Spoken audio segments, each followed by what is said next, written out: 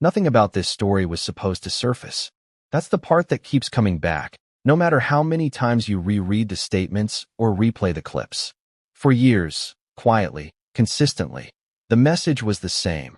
There is no dossier, there was no arrangement, nothing exists beyond rumor and online speculation. Full stop. And then, without warning, that line cracked. Not with a dramatic announcement. Not with a document dump. Just a confirmation. Careful, narrow, almost reluctant. But unmistakable. Yes, the dossier is real.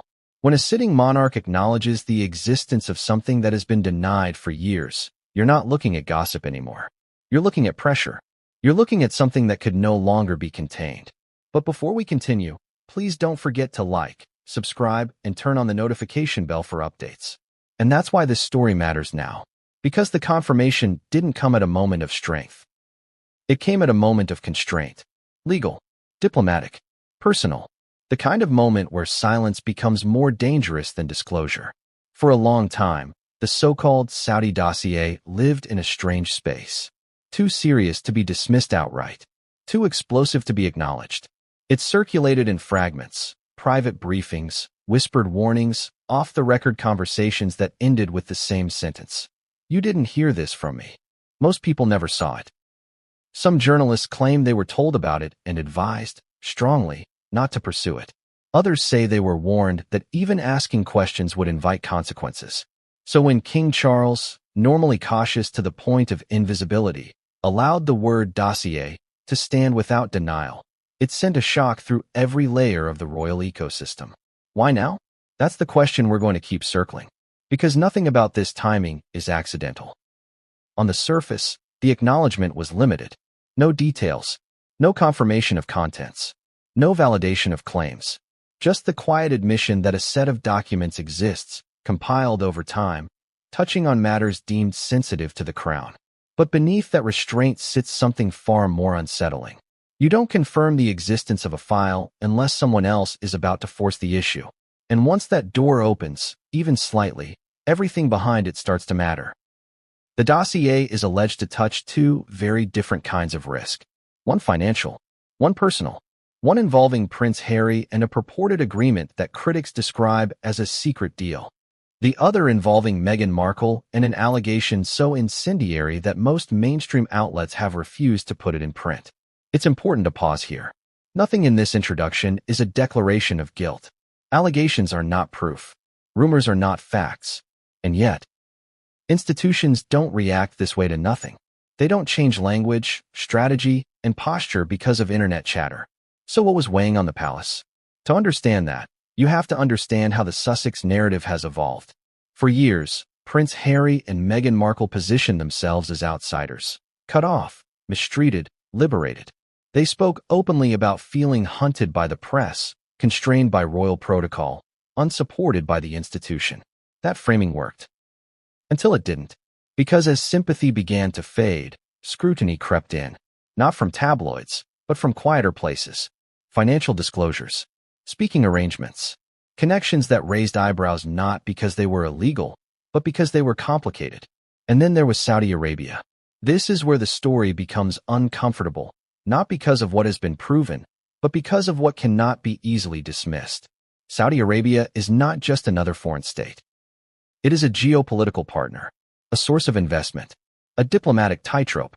Any perceived entanglement involving senior members of the royal family, even former ones, carries consequences far beyond personal reputation, which is why the alleged financial arrangement attributed to Prince Harry raised alarms.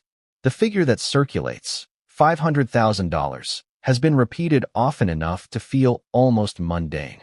But the amount is less important than the structure. The implication isn't that money changed hands. It's that access did. Access to a royal name, a royal platform, a royal grievance. Ask yourself this.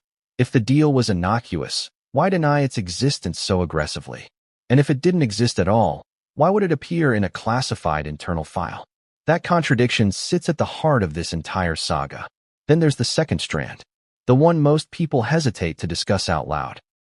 The allegation involving Meghan Markle and the Saudi crown prince. Even saying that sentence requires caution. Not because the claim has been proven. It hasn't. but because of the legal and ethical minefield surrounding it. What's striking isn't that the allegation exists. It's that it appears, according to multiple sources, inside the same dossier now acknowledged by the palace. That alone raises questions. Why include something unproven in a formal internal document? Was it intelligence? Was it rumor assessment? Was it reputational risk analysis? Or something else entirely?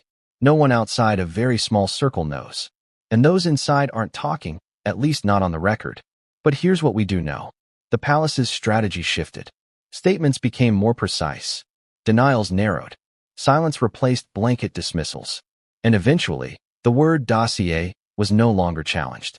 That evolution tells a story all its own. This isn't about salacious detail. It's about containment. About damage control. About what happens when private files threaten to become public narratives. And make no mistake, this story is not being driven by tabloids screaming headlines. It's being driven by absences, by careful wording, by what isn't said. Have you noticed how no one has directly denied the existence of the document anymore? That's not an accident. The emotional stakes here are enormous. For King Charles, this is about institutional integrity. About proving that the monarchy can survive not just scandal, but scrutiny. For Prince Harry, it's about credibility. About whether his post-royal identity was built on independence or on undisclosed arrangements. For Meghan Markle, it's about reputation in its most fragile form. Allegations, even unproven ones, have a way of lingering, especially when institutions refuse to clarify. And for the audience, it's about trust. Who tells the truth when power is involved? Who benefits from silence? And what happens when confirmation comes without explanation? As we move through this investigation, we're going to resist the urge to jump to conclusions. We're going to sit in the uncertainty, examine the timing, the language, the reactions, because that's where the real story lives, not in what's shouted, but in what's reluctantly acknowledged. The confirmation of the dossier didn't close a chapter. It opened one. And before we can understand what's inside that file, we need to understand how it came to exist at all and why it was never meant to see the light of day. It starts much closer to home. And once you see how the dossier began, the rest of this story becomes far harder to dismiss. They didn't call it a dossier at first. That word came later, after the walls started to close in.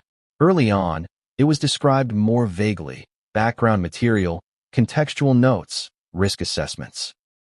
Language chosen carefully, almost defensively. The kind of phrasing that lets everyone involved pretend they're not compiling something dangerous. Because once you call it a dossier, you're admitting intent. You're admitting someone, somewhere, decided a situation warranted sustained attention. Ongoing collection, cross-checking, preservation. And that's where this story really begins. Not with Saudi Arabia, not with money, not with rumor, but with fear. Institutional fear.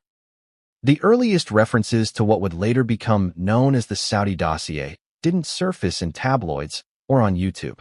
They surfaced in places far more restrained. Internal briefings, quiet legal consultations, conversations that ended abruptly when someone else entered the room. According to multiple sources familiar with palace operations, the first concerns emerged during a period of transition. Not a scandal moment, a logistical one. The Sussexes had stepped back from official duties, but the separation was still being defined. Roles blurred, expectations clashed, and most importantly, boundaries were unclear. That's when the questions started.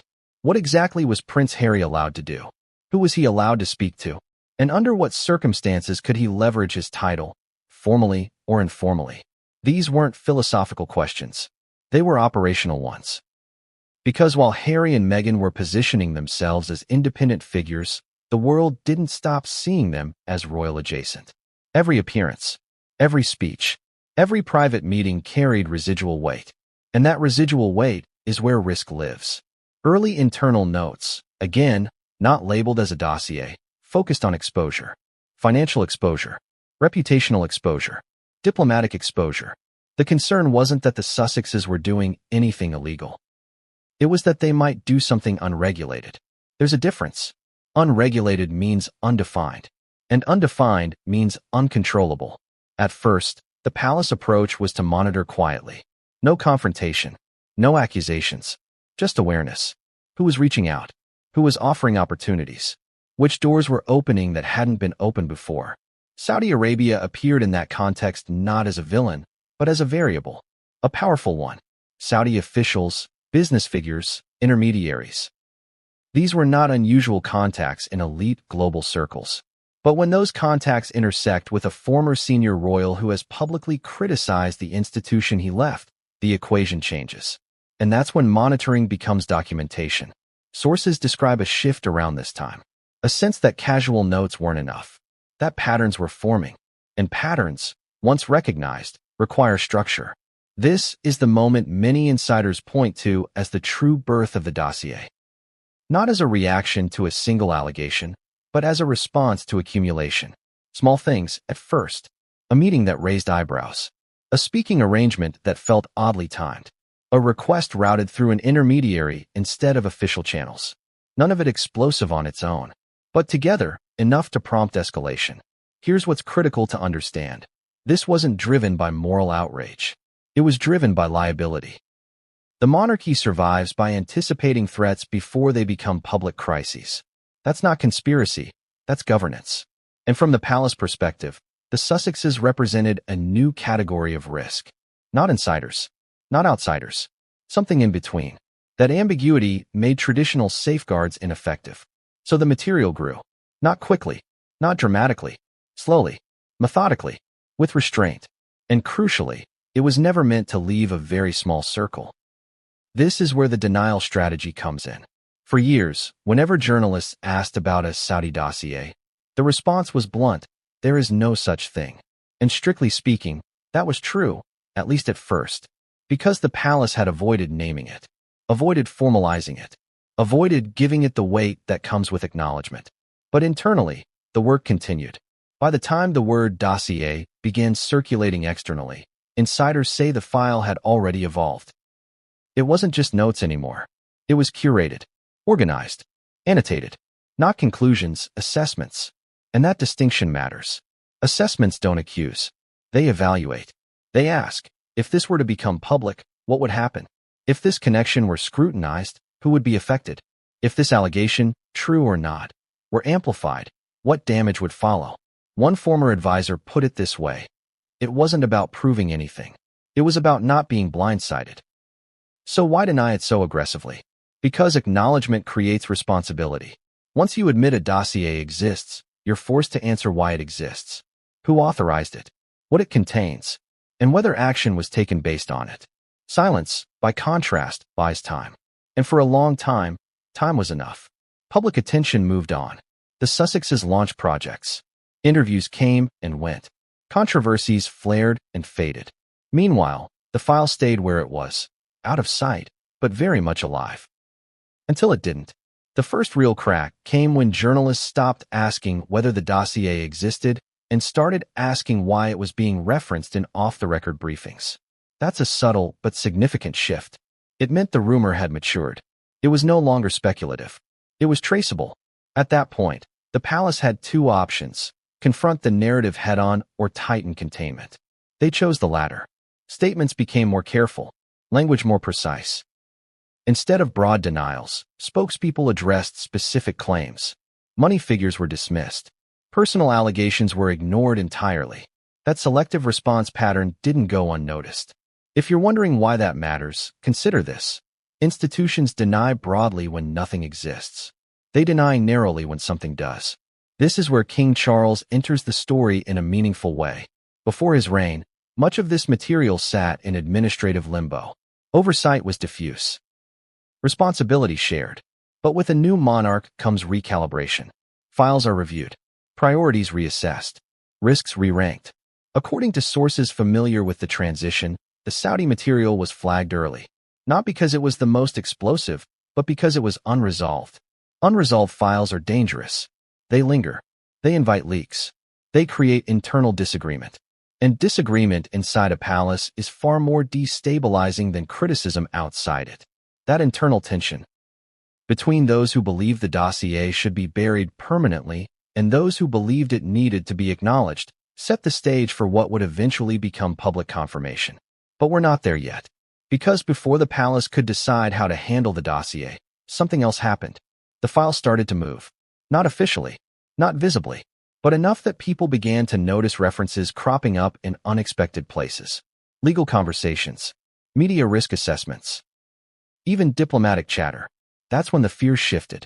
This was no longer just about protecting the institution from potential embarrassment. It was about losing control of the narrative entirely. And that's the irony at the heart of this chapter.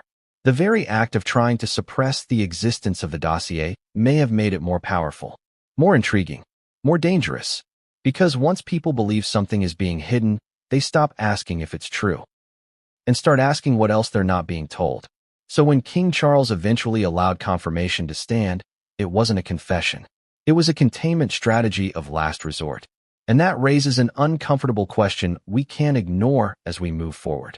If the dossier began as a precaution, when did it become a problem? Because documents don't create crises. Timing does. The question everyone asked afterward sounded simple. Why now?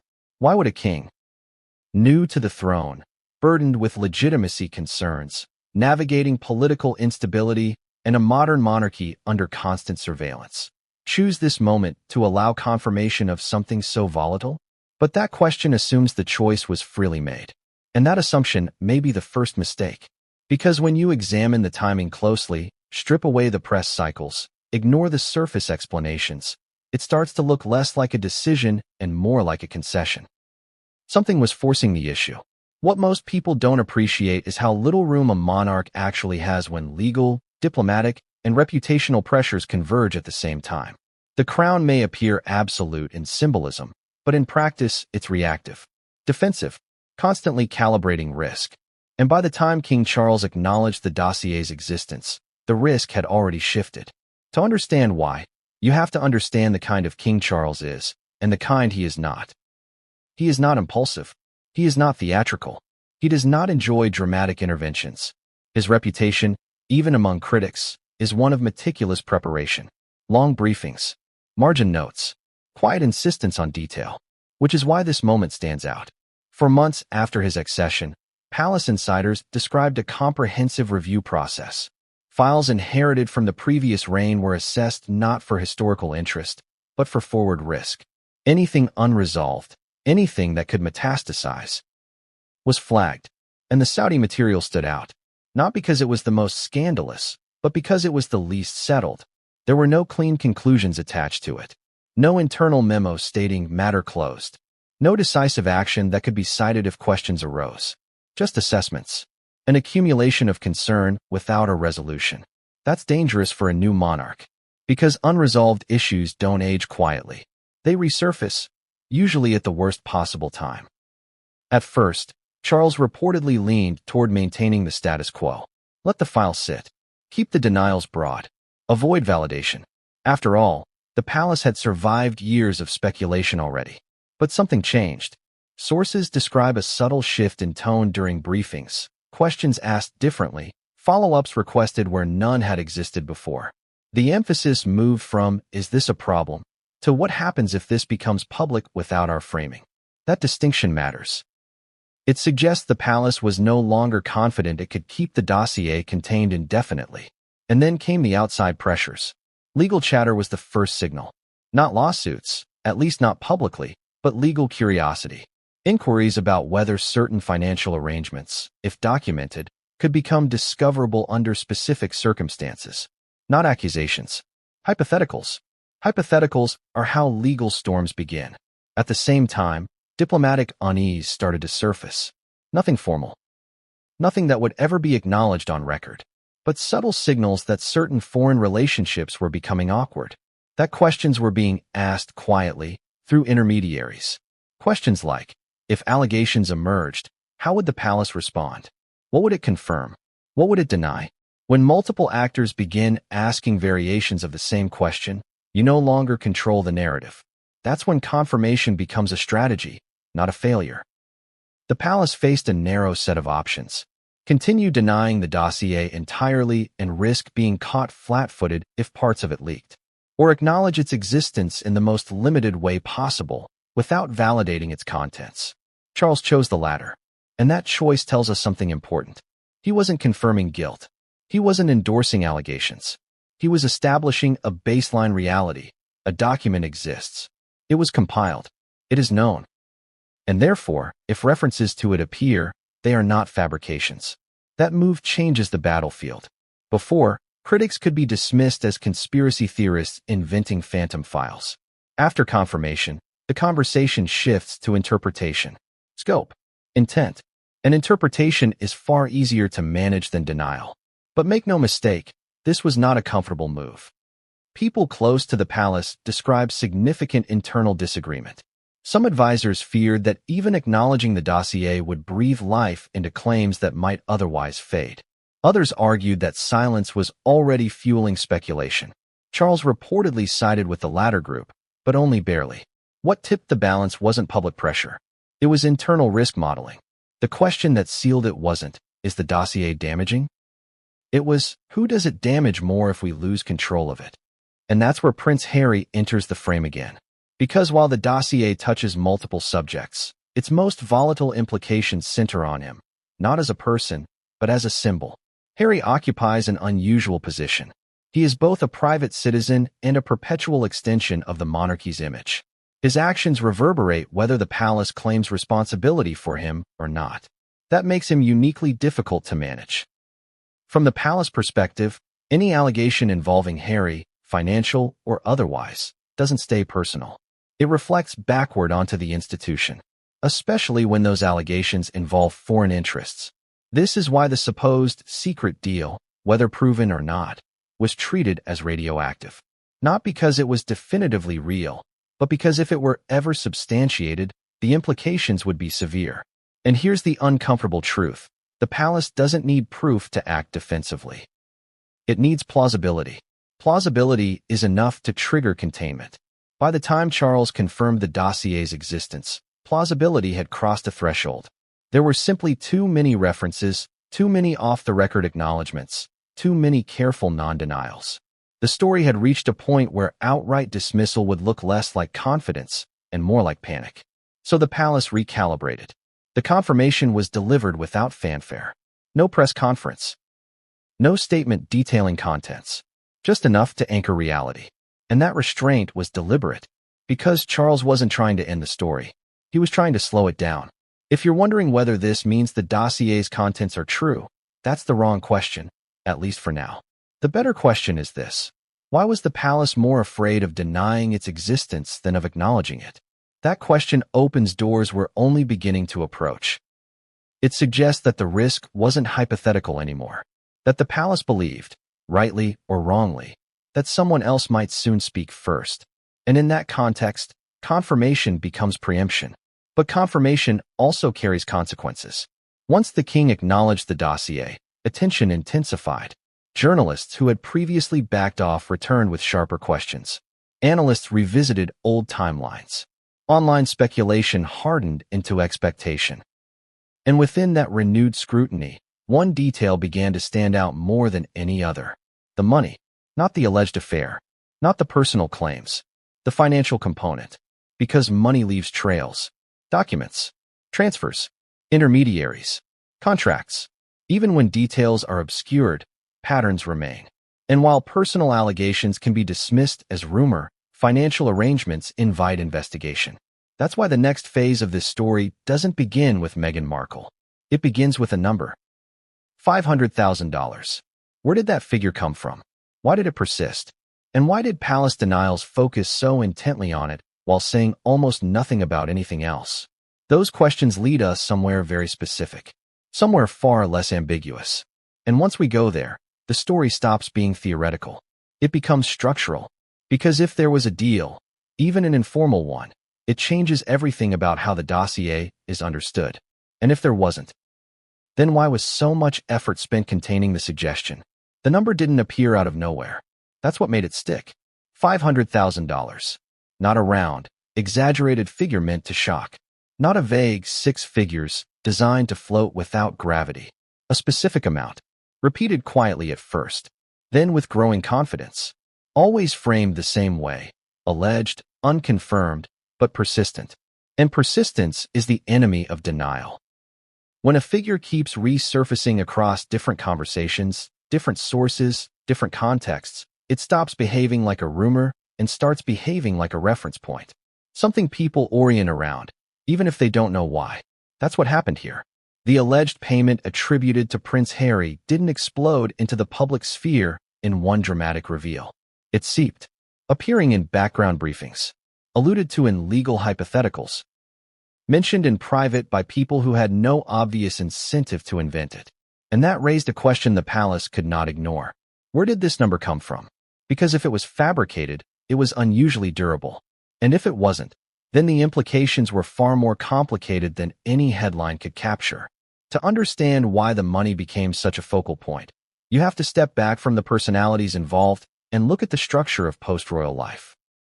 After stepping back from official duties, Harry was no longer funded by the crown. That much was clear. He was, in every legal sense, a private individual. But he was also something else. A global brand.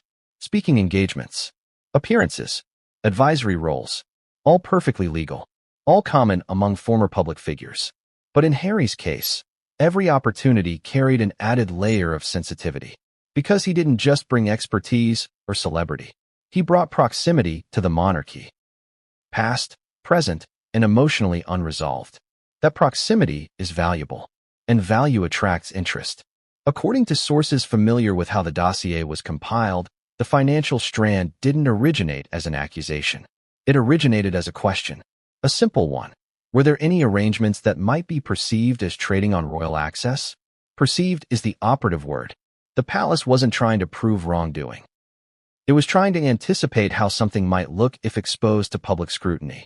And in that context, even standard industry practices can become liabilities.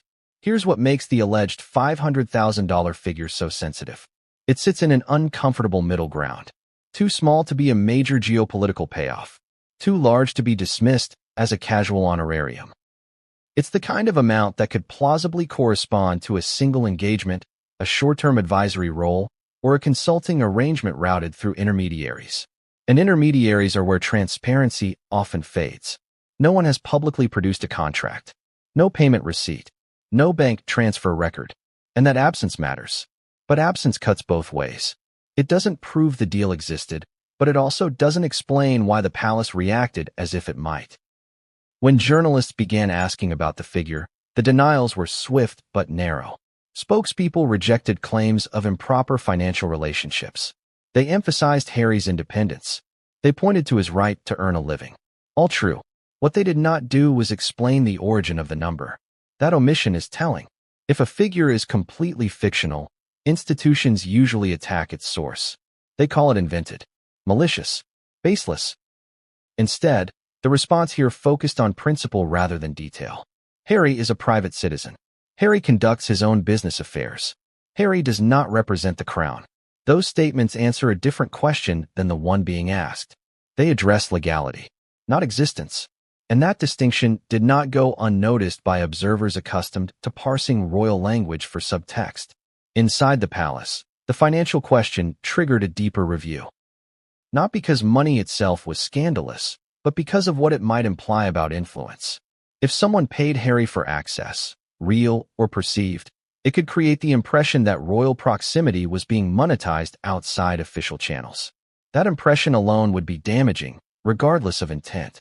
That's why the dossier reportedly categorized the financial material as high sensitivity. Not because it was confirmed, but because if confirmed, it would be impossible to contain.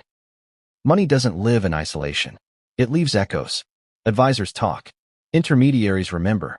Paper trails may be obscured, but they are rarely erased entirely. And this is where the story becomes more than a question of truth or falsehood. It becomes a question of risk tolerance.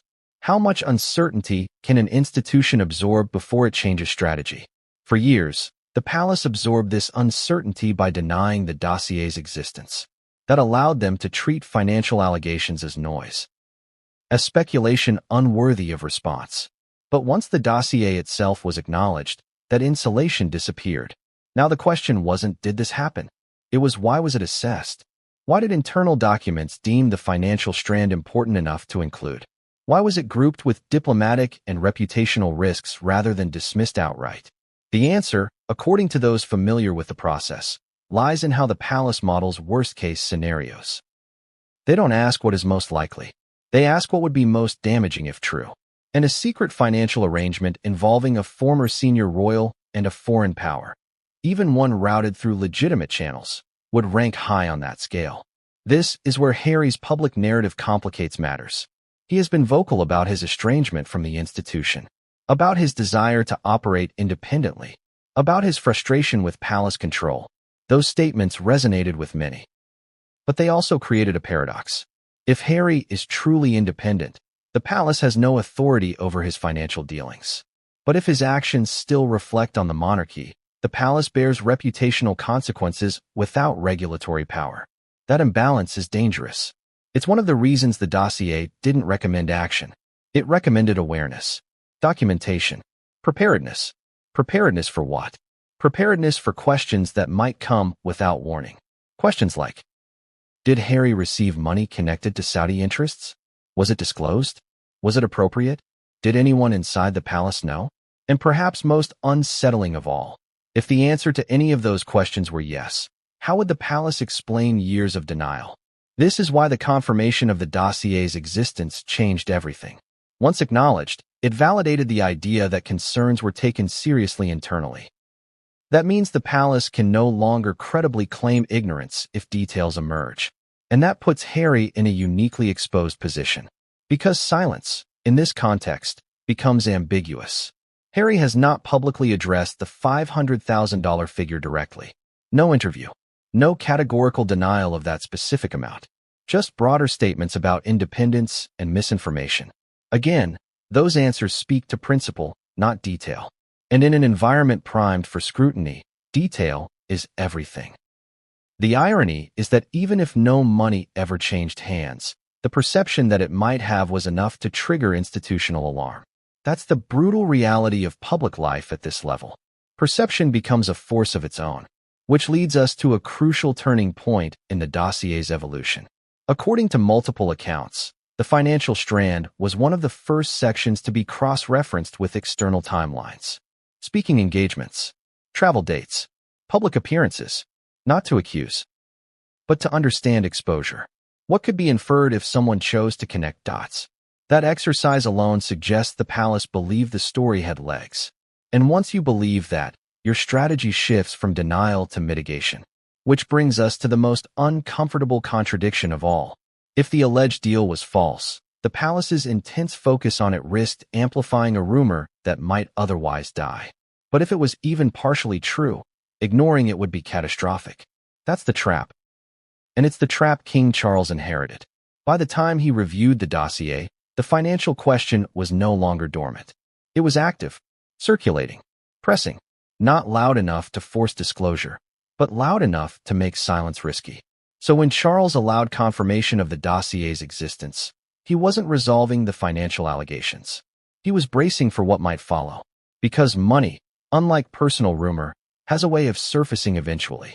Through court filings, through leaks, through someone deciding they no longer benefit from secrecy. And if that moment comes, the palace needs to be able to say, we were aware, we assessed, we prepared. That's the logic behind the dossier. And it's also why the financial strand sits at the center of this story, even as more salacious allegations swirl around it.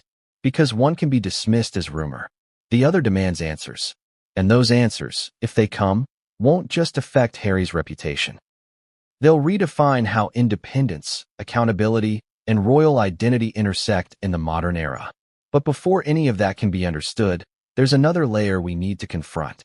A layer the palace has avoided discussing almost entirely. Because while money can be audited, relationships cannot. And the personal allegation involving Meghan Markle, unproven, unaddressed, and deeply sensitive, was included in the same file for a reason. Understanding why requires us to step into the part of the dossier no one wants to touch. And once we do, the financial questions will look almost straightforward by comparison. This was the part everyone tiptoed around. Not because it was proven, not because it was substantiated, but because once it was spoken aloud, even cautiously, it couldn't be unsaid. And unlike financial questions, which can be framed, contextualized, audited, and denied with paperwork, this allegation lived in a different category entirely. It lived in the realm of reputational volatility. The allegation involving Meghan Markle and the Saudi crown prince was never meant for public consumption. That much is clear from how it traveled. It didn't begin as a headline. It didn't circulate as a rumor among gossip blogs. It surfaced quietly, indirectly, through channels that usually deal in risk assessment, not scandal. That alone should give you pause. Because institutions don't document tabloid rumors. They document threats. Or, more precisely, perceived threats. Things that, if mishandled, could metastasize into something uncontrollable. The first references to the allegation didn't appear as claims. They appeared as questions. What if this narrative emerges? What if it's amplified? What if it's linked, fairly or unfairly, to other concerns already being monitored? Those are the kinds of questions that end up in internal files. Not because the institution believes the allegation is true, but because it understands how narratives behave once they escape containment. Here's the uncomfortable reality. The more inflammatory a claim is, the less evidence it needs to cause damage, especially when it involves a woman, power, and geopolitics. And that's where this story becomes deeply uncomfortable. Because from the moment Meghan Markle entered the royal orbit, her public identity became unusually elastic. She was framed, reframed, defended, attacked, idealized, and vilified, sometimes all at once. Every narrative about her traveled faster and further than similar narratives about others. That made her uniquely vulnerable. And vulnerability is what risk assessors pay attention to. According to individuals familiar with the dossier's structure, the personal allegation was not treated as a standalone claim. It was grouped under a broader heading related to reputational exposure and foreign perception. That distinction matters. The palace wasn't asking, did this happen? It was asking, what happens if people believe it might have? That's a very different inquiry. The alleged connection, again unproven, was considered explosive not because of its specifics, but because of who it involved. Saudi Arabia is not just another country. The crown prince is not just another public figure. Any suggestion of personal intimacy, influence, or leverage, especially involving a former senior royal spouse, would be interpreted through a geopolitical lens whether it was fair or not. And once geopolitics enters the room, facts often become secondary to optics. This is why mainstream outlets reacted the way they did. Multiple journalists have since acknowledged, privately, that they were aware of the allegation. Some claim they were tipped off early. Others say they heard versions of it through intermediaries. Almost all say the same thing: they wouldn't touch it. Not because they were pressured not to, at least not overtly, but because the legal risk was enormous and the evidentiary threshold impossible to meet. And a fair allegation without proof is one of the fastest ways to lose a newsroom's credibility and invite litigation. Editors know this. Lawyers know this. And so, the story stayed out of print. But staying out of print doesn't mean staying out of circulation. Within elite circles, the allegation took on a different form. It wasn't discussed as truth. It was discussed as possibility, as leverage, as something that, if weaponized by the wrong actor, could cause disproportionate harm. And that's why it appeared in the dossier. Not as an accusation, as a scenario. That's the part that's often misunderstood. Internal documents don't operate on the same logic as journalism. They don't require verification in the same way. They require plausibility. They ask, if someone wanted to hurt us, what could they use? From that perspective, the allegation checked several dangerous boxes. It involved a woman already subject to intense scrutiny. It involved a foreign power with global influence. It intersected with an existing narrative of secrecy and estrangement. And it could be framed in a way that was almost impossible to disprove conclusively. Because how do you prove a negative when the claim is personal and private? That question haunted every discussion around this part of the dossier. Some advisors argued it should be excluded entirely, that including it, even internally, lent it legitimacy. Others countered that ignoring it would be reckless, that if the palace was blindsided later, the damage would be far worse. This wasn't a moral debate. It was a strategic one, and it divided opinion sharply. What's telling is what happened next. Public denials from the palace never addressed this allegation directly. Not once. No statement saying it was false. No clarification. No dismissal. Just silence. That silence was interpreted in two radically different ways. Supporters of Meghan saw it as restraint, refusing to dignify a baseless rumor. Critics saw it as evasion, an unwillingness to confront something uncomfortable. Both interpretations coexisted, and that ambiguity only intensified interest. Meanwhile, Meghan herself remained publicly focused on other matters. Projects, appearances, advocacy. There was no visible reaction, no defensive posture, no attempt to preemptively address speculation. On one level, that made sense. Responding would amplify the claim. On another, it created a vacuum. And vacuums get filled. Inside the palace, the concern wasn't that the allegation would be believed outright. It was that it could be woven into a larger narrative, one that connected personal rumor with financial suspicion and then framed both as evidence of compromised integrity. That's how reputational collapse happens. Not through one story, but through accumulation. And that's why the dossier treated the personal and financial strands as interconnected.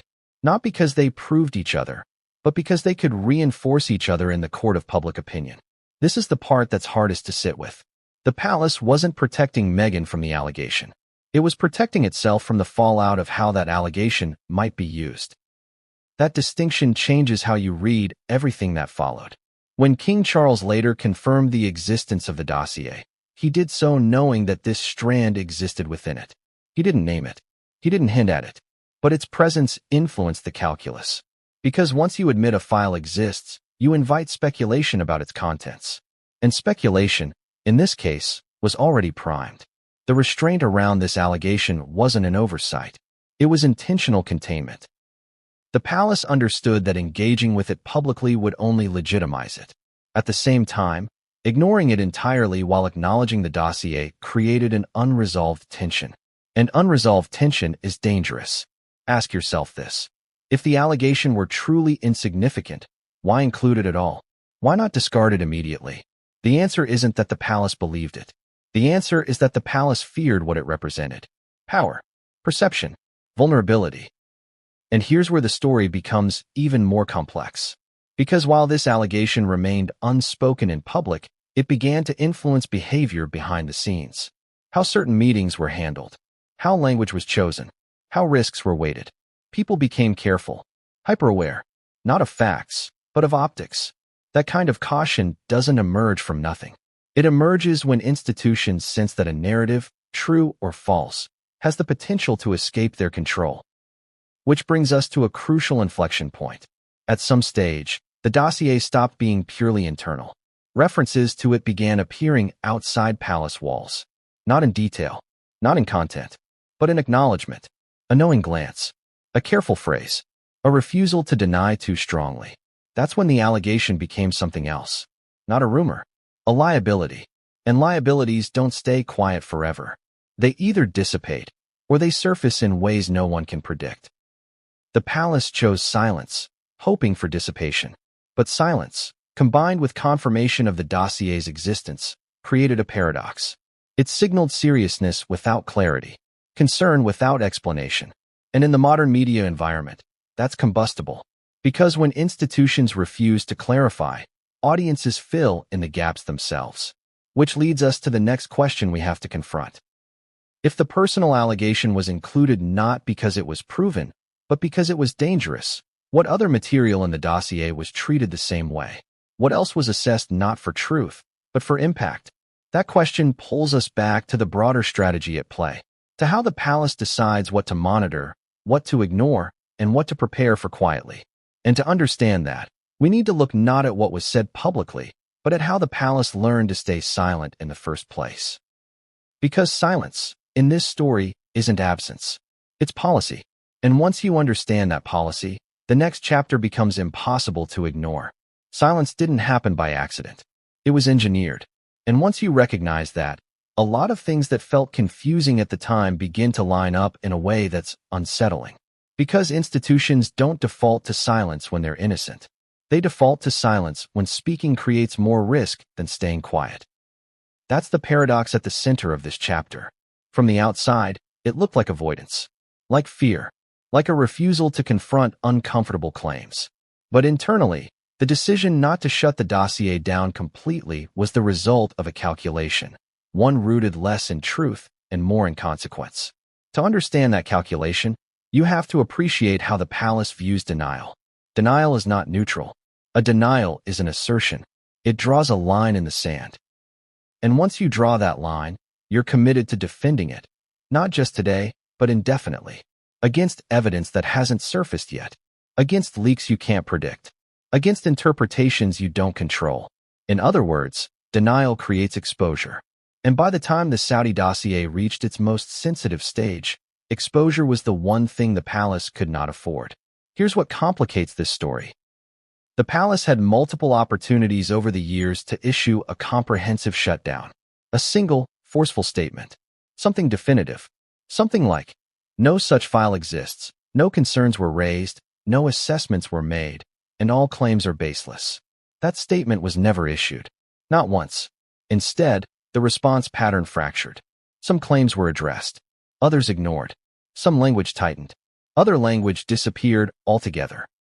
And every time a journalist tried to force a binary answer, yes or no, they got something far murkier. That wasn't indecision. It was strategy. According to people familiar with internal deliberations, there was an early realization that the dossier, once created, could never truly be erased.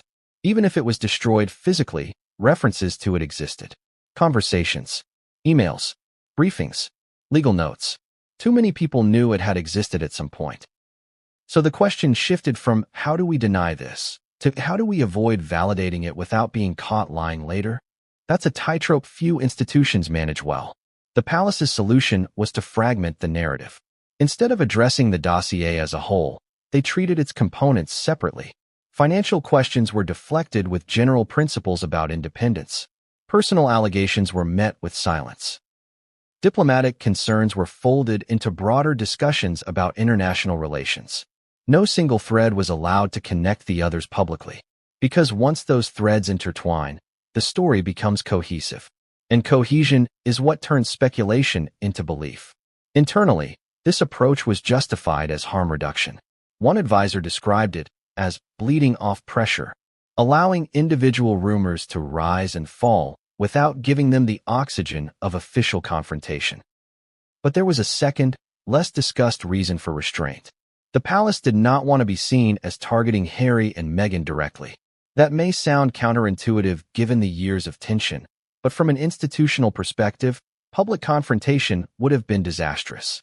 Any aggressive denial or exposure would reinforce the Sussex narrative of persecution and control, and that narrative still carried weight. So the palace chose distance. Not denial, not engagement, distance. Let the Sussexes speak. Let the media speculate. Let the story exhaust itself. Except it didn't. Instead, it evolved. Each time the palace declined to fully shut down the dossier, it invited a new question. Not about the truth of the allegations, but about the motive behind the silence. What are they afraid of? That question became more damaging than any individual claim. Because fear implies vulnerability, and vulnerability invites probing. This is where internal disagreement intensified. Some advisors argued that the palace should sacrifice short-term discomfort for long-term clarity. Confront the issue, deny it comprehensively, and move on. Others warned that such a move would be reckless, that it assumed all possible information was already known, that it underestimated the likelihood of future disclosures. That group ultimately prevailed. Their argument was blunt. You cannot close a door if you don't know what's on the other side. The dossier contained assessments, not conclusions. That meant its contents were subject to reinterpretation if new information emerged. Issuing a blanket denial would lock the palace into a position that could later be undermined. And once undermined, credibility doesn't recover easily. So instead of shutting the dossier down, they contained it. They restricted access, tightened language, reduced references, ensured that no official action could be traced back to its existence. The goal wasn't to erase it. It was to neutralize it. But here's where the strategy began to backfire. Containment works only when the boundaries hold. And in this case, they didn't. As the Sussexes continued to operate independently, signing deals, making appearances, engaging globally, the material in the dossier became harder to contextualize as historical. It wasn't about what had happened. It was about what might still be happening. That temporal ambiguity made silence riskier with each passing year. Then came a subtle but critical shift. The palace stopped pushing back when journalists used the word dossier. Earlier, that term would have triggered immediate correction. There is no dossier. That characterization is inaccurate. No such document exists. That pushback faded. At first, no one noticed. But seasoned royal reporters did. And they flagged it. Why let the word stand now? Why allow that framing? The answer lies in another internal fear: overcorrection. At a certain point, aggressively denying something can do more harm than letting it sit, especially when denial itself becomes a story. By the time King Charles assumed the throne, denial had already become a liability. It was no longer credible to claim ignorance without appearing evasive. This is where Charles's personal approach matters. He is deeply attuned to institutional language, to nuance, to how statements age over time.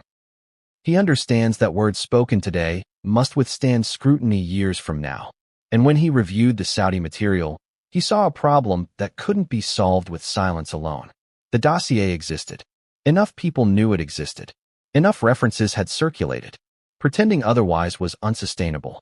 But acknowledging it fully would open a Pandora's box. So he chose a third path: confirm existence. Nothing more. That move did something subtle but profound. It reframed the palace's prior silence not as deception, but as discretion. It allowed them to say, implicitly, yes, this was handled internally. Yes, it was sensitive. No, we are not commenting further.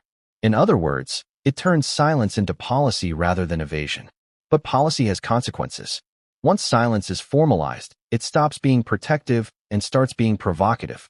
Because now everyone knows there is something you're choosing not to talk about. And choice invites interpretation. This is where the strategy began to strain. Analysts began asking not what the dossier contained, but why the palace felt compelled to confirm it at all. Why now? Why in this way?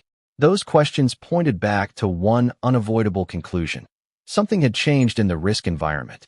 Either new information had surfaced, or existing information was about to surface. The palace never said which. And that ambiguity is what fueled the next phase of this story. Because when institutions acknowledge a threat without neutralizing it, they signal uncertainty.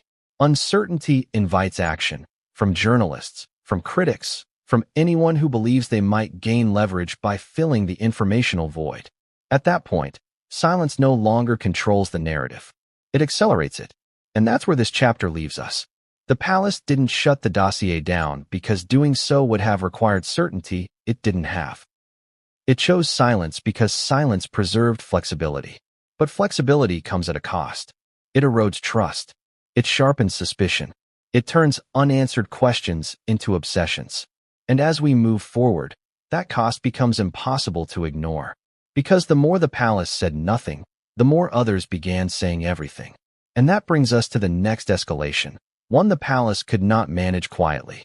The moment when the story stopped being confined to internal documents and careful language, and started spilling into the public sphere in ways no one could fully control.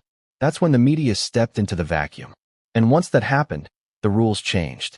The spillover began almost imperceptibly.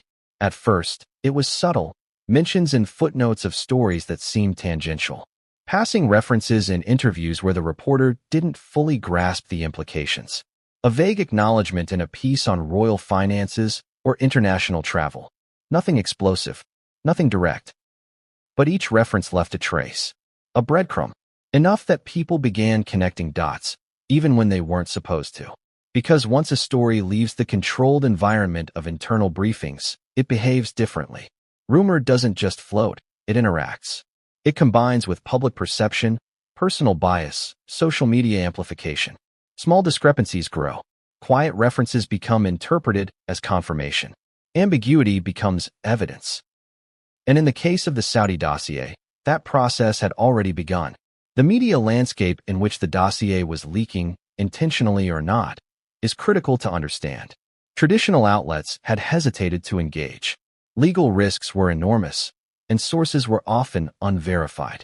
Editors weighed the potential fallout against their responsibility to report, and in most cases, restraint won.